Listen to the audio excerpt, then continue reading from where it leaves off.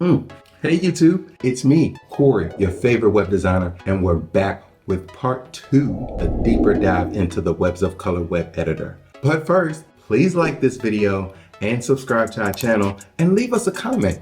It really helps us grow and gives us the insight that we need to make the content you need. So without further ado, let's jump right into it. In this video, I'll show you how to create and edit your website header. The header is the topmost part of your site. Anything you add to your header will be displayed at all pages of the site, which makes it the ideal place to add site-wide navigation. It has one row and columns within it that are used to add widgets. This is where you can add a logo, your business name, the navigation menu, social media icons, or even a button with a call to action. Each widget used will offer a range of customization options, but you can make some general edits to the header. Hover over the area and click on the header label that will appear. Click Design to choose a template and configure the background, colors, and spacing. A great design option is to set the header to overlap the first row on the page. When activated, the content of the header will overlap the row just below. You can disable this option if you want to separate the header from the rest of the site's content. Another option is to create a shrinking header. This makes your header shrink as the user scrolls your site. You can choose a different logo size, background color, and other options for your header to change to when it shrinks. If you disable this option, the header will not be displayed while scrolling. But if you want your full header to always be visible when scrolling your site, disable the shrinking header by going to the header menu and click Set as Sticky Header. Now your header will always be visible in the same way it was designed. Make sure to check how your header will look on tablet and mobile. You can choose to hide the header for any of these devices by going to the Header Edit menu and selecting that specific device. You can also change the header layout for different device types by going to the Design section, selecting Site Layout, and choosing the best layout for each of the display types. Alright, now I feel like we're getting somewhere. Brian is going to take us on a deeper dive into the navigation menu. A navigation menu makes the user experience easier when navigating between pages. Most of our sites already have a navigation menu, but if you want to add a new one or update the existing navigation menu, click Widget in the side panel.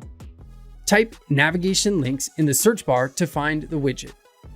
Drag and drop the widget to where you want to insert it. Keep in mind that the ideal place to insert the navigation widget is inside the header or the footer of your site, so it will appear on all pages of your site without having to add it to each page individually.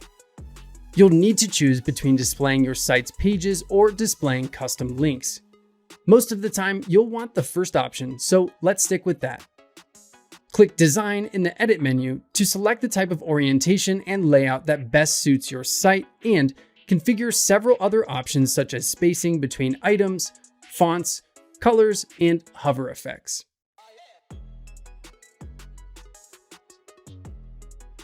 You can also right-click to see other editing options. In addition to the other options already mentioned, you can change the menu alignment, hide the menu on a specific device, or delete it entirely. To choose a different navigation menu style for the mobile and tablet layouts, click Design and then click Site Layout. The pages displayed in the navigation menu can be found in the Pages panel. Listen, don't get overwhelmed at this point because we're going to build a website step by step together. That's in another video, but check out the rest of this one so that you know where everything is when we get to that point. Don't forget to like this video and follow us on Instagram at webs.of.color. Now we're going to flip the script a little bit and show you exactly how to manage pages inside of the web editor. To open the Pages panel, click Pages in the side panel. Drag and drop the page items to rearrange the order in which they appear in your site's navigation menu. To create a new page, click New Page. For example, if you select the contact template, you just need to type a name for the new page and it's automatically created. The page comes with a series of widgets that will make the work easier. You can also create sub-navigation of your pages in the site navigation. One way to do this is to create a folder. Click New Page and select Folder. A folder is not a page itself, but a way to easily create a hierarchy of one or more pages. The hierarchy you create with folders are replicated in the drop-down menu in the navigation of your site. Next, simply drag a page under the folder and align it to the right, making a child of the folder above. You can undo this by dragging the page back to the left. Another way to create sub-navigation is by dragging a page directly under another page. The difference here is that this way, the main page will also be a clickable option in your navigation menu. Finally, let's review page settings. All pages have settings that can be very useful. To access your page settings, click the Gear menu. From there, you have the option to hide pages from the navigation based on the device, delete pages, set new pages as the home page, and configure page SEO settings. So now we're going to flip this over to our colorist, Lisa. She's going to show you exactly where and how to manage all of your content to build your website. In this video, I'll show you how to use the Content Library feature. The Content Library provides a place to store and retrieve images, files, and information for your site. To add content, click Content on the side panel. You can import content from an existing website by clicking the Import Content button. Just enter the URL in the text box. The Business Info tab allows you to add or edit information about your business, including phone numbers, email addresses, physical addresses, social media accounts, and more.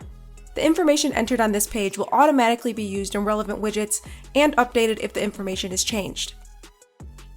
The Business Text tab is where you can enter About Us, Company Overview, and Business Service information. You can also add your own custom field. This info will also be automatically used in applicable widgets. The same also goes for the Business Images tab. Okay, that really wraps up the web editor, but there's one more thing that I want to show you guys. You can leave comments directly on your site for our team to review. If you ever get stuck and need any help, we're right here. Here's Brian. To leave a comment, click the plus icon in the Site Comments panel, and then click anywhere on your site and type your comment. You can also attach things like logos, photos, or anything else that might be helpful for your designer. When you click Submit, a notification is sent to your designer and your comment is recorded in the Site Comments log. In the Site Comments panel, we see a small indicator of the number of open comments. Clicking this icon opens the Site Comments log where you can see a list of all comments. From here, you can click to resolve a comment or click the comment to navigate to that part of the website where you can type a reply. If you want to hide all comments while you review the site, click the Hide icon in the Site Comments panel. Click the icon again to unhide.